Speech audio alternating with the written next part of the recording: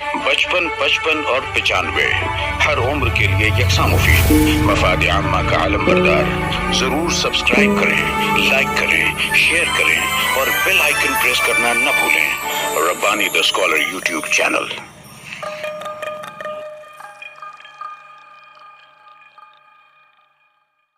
کی جانی چاہیے۔ آئیے خطبہ صدارت سماعت کرتے ہیں۔ خطبہ صدارت کے بعد یقیناً ہم جس مقصد کے تحت یہاں پر جمع ہیں، قرآن اندازی وہ کی جائے گی۔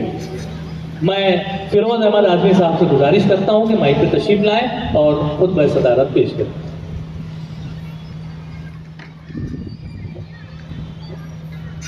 اعوذ باللہ من الشیطان الرجیم، بسم اللہ الرحمن الرحیم۔ یا ایھا الذین آمنوا ادخلوا فی السلم کافہ ولا تتبعوا خطوات الشیطان انہ لکم عدو مبین۔ صدق اللہ العظیم۔ محترم جناب اسحاق شیخ صاحب، ڈاکٹر احمد ریاض صاحب، ایڈوکیٹ عبدالعظیم خان صاحب، محترم ابوذر صاحب، تنویر صاحب، اعجاز صدیقی صاحب، ضیاء الرحمان صاحب، رضوان سر، زبیر سر، زاہد اختر سر، محمد سلیم صاحب، امتیاز عالم صاحب اور ایڈوکیٹ شکیل صاحب، رضیہ میڈم صاحبہ اور صبا میڈم صاحبہ، ذکیہ صاحبہ، نفیسہ میڈم صاحبہ اور اسٹیج پر جتنے بھی لوگ تشریف فرما ہیں، السلام علیکم ورحمۃ اللہ وبرکاتہ۔ میں ارحان گولڈ اینڈ ڈائمنڈ کے گوہے رواں اس وقت جو یہاں پر موجود ہیں امیر صاحب، ان کو مبارکباد دیتا ہوں ایک بہت ہی بہترین اور کامیاب فرم کے چلانے کے لیے، اور آج کا یہ جو شاندار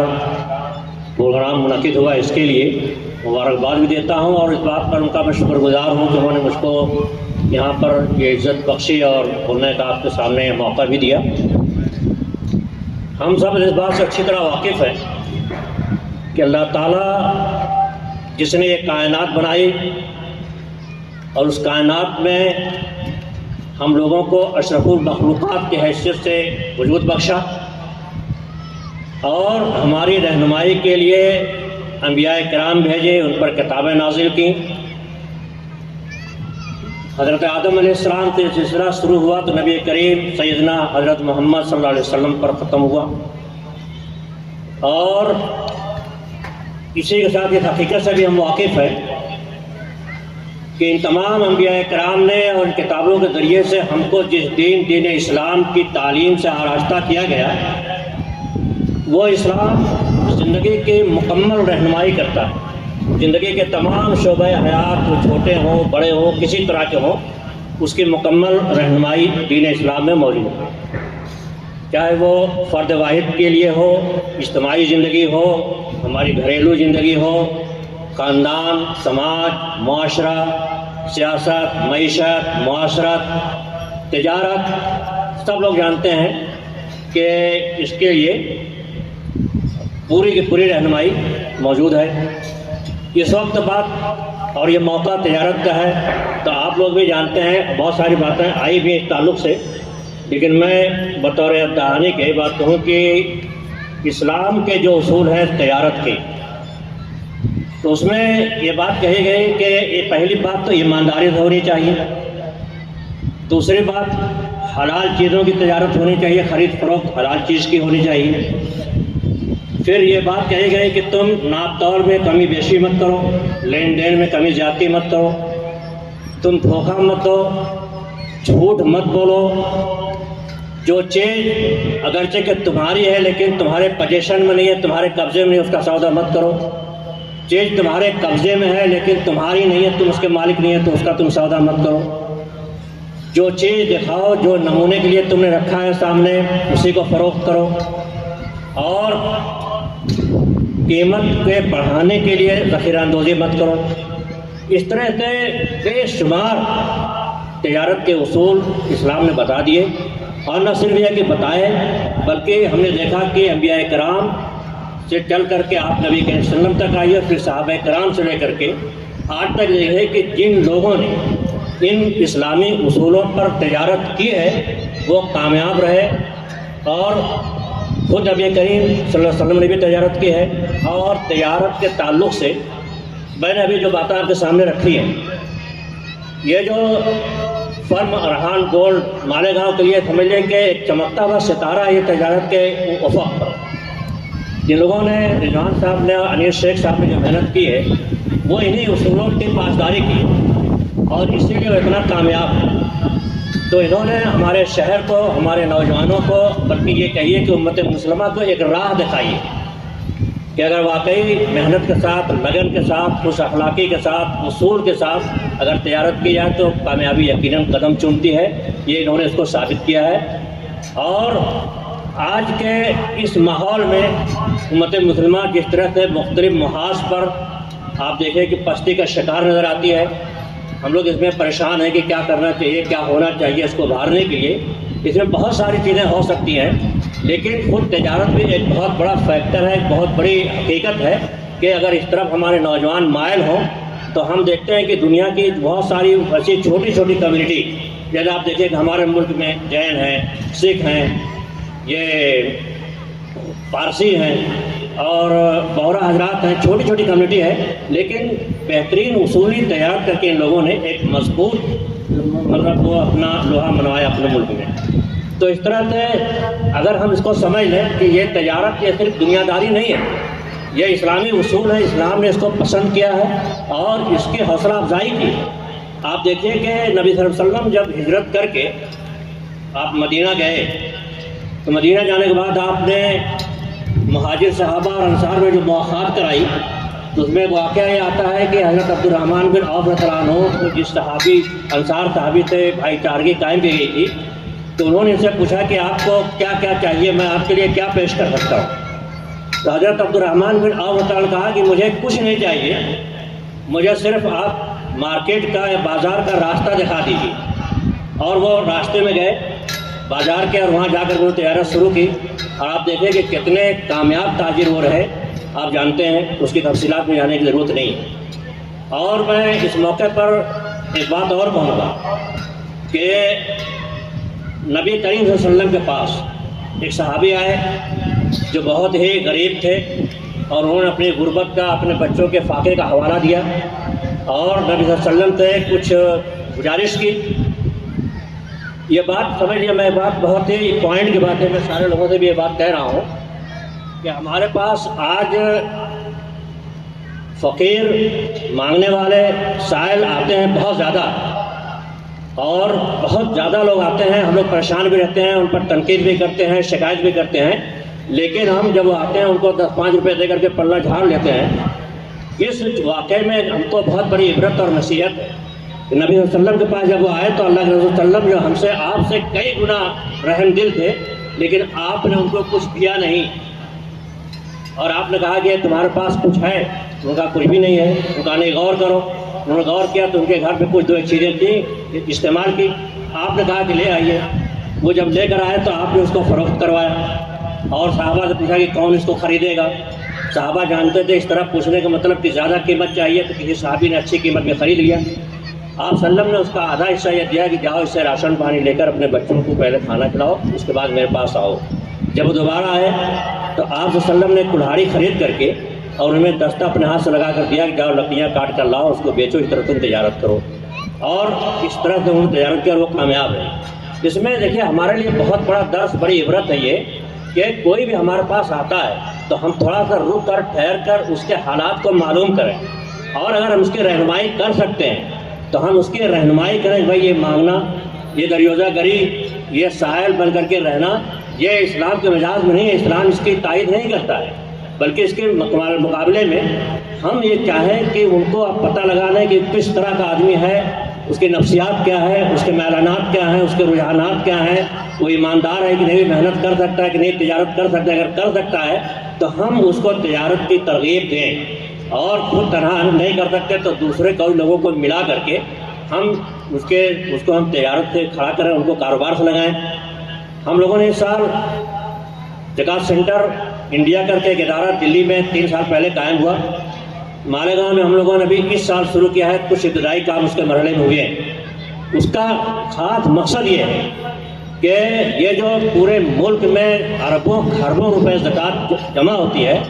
اور وہ سب کے سب کہاں ہضم ہو جاتی ہے، ختم ہوتی ہے، اس کا کوئی آؤٹ پٹ نہیں ملتا ہے، بلکہ ہم یہ بھی سوچنے سمجھنے گوارا نہیں کرتے کہ زکوٰۃ کا مقصد کیا تھا۔ زکوٰۃ کا مقصد یہ تھا کہ سماج کو ہم غریبی کی سطح سے اوپر لے آئیں، ہمارے سماج سے، ہمارے معاشرے سے فقراء کی تعداد کم ہو اور زکوٰۃ دینے والے بڑھیں، ہم معاشی طور پر مضبوط اور کنگال نہ ہو، یہ اس کا مقصد ہے۔ لیکن یہ مقصد بہت ہوتا نظر آتا ہے اور کہیں بھی اس کے فوائد نظر نہیں آتے۔ تو میں یہ چاہوں گا اس موقع پر کہ تجارت کو اسلام نے بہت زیادہ فروغ دیا ہے، اس کی حوصلہ افزائی کی ہے، تو ہم اپنے معاشرے کے اس پر نگاہ رکھیں اور اس پر میں جو بات کر رہا تھا کہ زکوٰۃ سینٹر انڈیا کی، جس میں 12 اسٹیٹ میں کام کر رہی ہے، جس میں ہمارے مہاراشٹر میں سب سے زیادہ کام ہے، جس میں ناندیڑ، ناگپور، بامبے میں کروڑوں روپے جمع کر کے ان کا ٹارگیٹ یہ ہے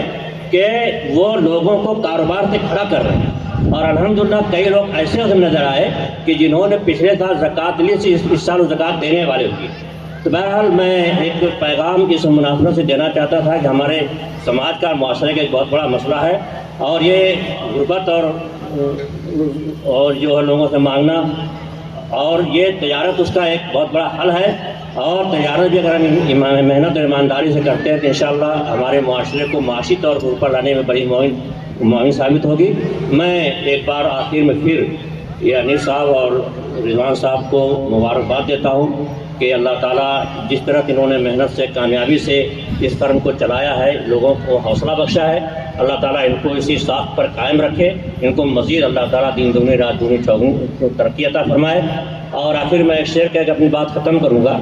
اس شعر کو پتہ نہیں شاعر نے کس پس منظر میں کہا ہوگا، لیکن میرا پس منظر یہ ہے کہ اگر محنت کی جائے تو اس کے ساتھ کامیابی اس کے ساتھ چلتی ہے۔ تو وہ شعر یہ تھا کہ ایک لگی کے دو ہیں اثر،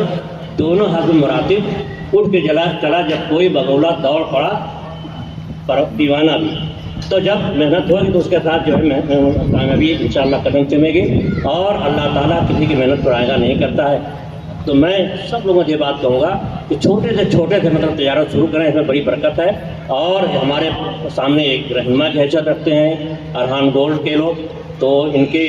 بتائے ہوئے نقش قدم پر سب لوگ چلنے کی کوشش کریں۔ اور بہرحال میں تو اس پر بھی ایک اطمینان ظاہر کرتا ہوں کہ 15-20 سالوں کے اندر ہمارے شہر میں تجارت کے تعلق سے بھی بہت ساری تبدیلی آئی ہے۔ پہلے ہمارے لیے کے پارچہ بافی ایک صنعت تھی، اس کی پاور لوم پر ہم لوگ تعینات کرتے تھے، اس میں تیزی بندی کے بہت شکار ہوتے تھے، لیکن اب بہت تبدیلی آئی ہے، اور طرح طرح کے کاروبار میں ہمارے لوگ ہیں الحمدللہ اور کامیاب ہیں۔ انشاءاللہ یہ ترقی اور آگے ان کو لے جائے گی۔ وآخر دعوانا الحمدللہ رب العالمین۔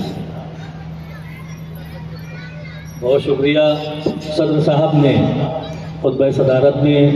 تجارت کے اصولوں کو اور ہماری اسلامی شعار کو پیش کیا۔ میں انہیں بہت مبارکباد پیش کرتا ہوں کہ جب بھی انہیں موقع ملتا ہے وہ ضرور اسلامی تہذیب و تمدن کو آپ لوگوں کے سامنے پیش کرنے کی کوشش کرتے ہیں، اور بالکل اسی طرح سے آپ نے ارحان گولڈ اور ان کے مالک اور ان کے تمام اسٹاف ممبران کو مبارکباد بھی پیش کی کہ اس طرح سے آپ لوگ نئے نئے پروگرام لے کر شہریان کے درمیان آتے ہیں۔ آئیے، اب وقت ہو چکا ہے، ہم یہاں پر قرآن اندازی کرنے جا رہے ہیں، لیکن اس سے قبل میں چاہوں گا کہ جس طرح سے مرد حضرات اول وقت سے موجود ہیں، خواتین اول وقت سے موجود ہیں، بالکل اسی طرح سے ان کے شانہ بشانہ بہت سارے معصوم بچے بھی ہماری اس پروگرام میں موجود ہیں۔ تو کیوں نہ ہم ان معصوم بچوں کو بھی اپنے اس پروگرام میں شامل کریں، اور ان کے ہاتھوں سے ہی ہم اس قرآن اندازی کو انجام دیں گے۔ تو میری گزارش ہے منتظمین سے کہ کم از کم 9 ایسے خوش نصیب بچے آپ کو اس جمع غفیر میں سے چن کر لانا ہے۔ جو آنا چاہتے ہیں وہ پہلے یہاں سامنے آ کر لائن بنا لیں، سامنے آ کر لائن بنا لیں، اسٹیج پر نہ آئے، پہلے لائن بنا لیں۔ ہم اس میں سے انتخاب کریں گے کہ چھوٹے چھوٹے جو بچے ہیں وہ بچے یہاں پر بیٹھ جائیں، بیٹا گھاس پر بیٹھ جائیں، تمام بچے بیٹھ جائیں۔ بہت زیادہ آ گئے، ہم صرف اس میں سے 9 بچوں کا انتخاب کرنے والے ہیں۔ جو سب سے چھوٹے بچے ہیں پہلے انہیں، منتظمین سے گزارش ہے کہ جو سب سے چھوٹے بچے ہیں انہیں اسٹیج پر لایا جائے۔ یہ دیکھیے ایک چھوٹی بچی اسکارف پہنی ہوئی آگے، اس بچی کو اوپر لایا جائے. ہمیں نہیں معلوم کون کس کے بچے ہیں، ہم صرف ان کے دست معصوم کو جو ہے ہم استعمال کرنا چاہتے ہیں. اور اس سے قبل میں چاہوں گا کہ ہمارے انیس بھائی، ہمارے اسحاق سیٹھ زری والا صاحب اور صدر تقریب فیروز احمد اعظمی صاحب یہاں آگے کی جانب آ جائیں. ڈاکٹر احمد ریاض صاحب سے بھی میں گزارش کرتا ہوں کہ آگے والی اسٹیج پر آ جائیں اور اس ریبن کو آپ اپنے دست مبارک سے کٹ کریں. ڈاکٹر احمد عبدالعظیم خان صاحب، وکیل صاحب، آپ بھی آ جائیں. یہ ہمارے معزز مہمانان جو ہیں یہ آگے اسٹیج کی جانب رواں دواں ہیں. اور انیس بھائی آپ بھی آ جائیں نا، اس میں شامل ہو جائیں. ریبن کٹ کر کے اس پورے سرکل کو ہم گھمانے کے لیے اس کو موقع فراہم کر رہے ہیں. صدر صاحب نے ریبن کٹ کر کے یہاں پر اس کا افتتاح کر دیا مانو، اور اب اسے باقاعدہ گھمایا جائے گا. اور اس میں جتنے کوپنز ہیں ان تمام کوپنز کو یہاں پر مکس حالانکہ کیا گیا ہے، بہت پہلے سے مکس ہے وہ سب، باوجود اس کے آپ لوگوں کے سامنے یہاں پر دوبارہ اس کی مکسنگ کی جا رہی ہے. اور مکسنگ کے بعد وہ 9 خوش نصیب بچے یہاں اسٹیج پر آئیں گے اور وہ اپنے دست معصوم سے یہاں پر 9 خوش نصیب عازمین عمرہ کو آپ لوگوں کے روبرو نکالیں گے. یہ دیکھیے کس طرح سے شفافیت، جس طرح سے ارحان گولڈ اینڈ ڈائمنڈز کا یہ خاصہ رہا ہے کہ اپنے کاروبار میں انتہائی شفاف اور ایماندار ہے. بالکل اسی طرح سے آپ کے سامنے یہاں پر یہ تمام کوپنز جسے بار بار گھمایا جا رہا ہے اور جس طرح سے ہماری خواتین آٹا گوندتی ہیں، بالکل اسی کے مصداق یہاں پر یہ تمام کوپنز کو مکس کیا گیا. اب ایک ایک بچے یہاں پر آگے کی جانب آئیں گے اور اپنے ہاتھوں سے، اپنے ننھے منھے ہاتھوں سے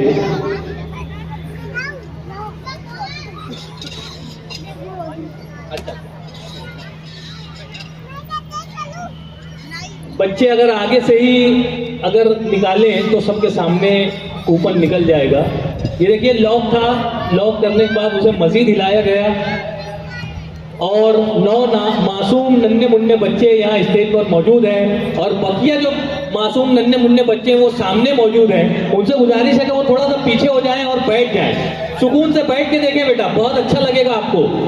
یہ گھاس پہ بیٹھنے کا موقع بہت کم لوگوں کو ملتا ہے. 95 ہر عمر کے لیے یکساں مفید، مفاد عامہ کا عالم بردار. ضرور سبسکرائب کریں، لائک کریں، شیئر کریں اور بیل آئیکن پریس کرنا نہ بھولیں.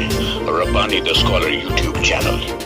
ربانی دی اسکالر یوٹیوب چینل علمی، ادبی، دینی، ملی، سماجی، ثقافتی، تہذیبی، فلاحی، طبی، فنی، معاشی، تجارتی، معاشرتی، انتظامی، انقلابی، تحریکی، تحقیقی، تکنیکی، تفتیشی، تعمیری، تعلیمی و معلوماتی یوٹیوب چینل. ضرور سبسکرائب کریں، لائک کریں، شیئر کریں اور بیل آئیکن پریس کریں. ربانی دی اسکالر یوٹیوب چینل.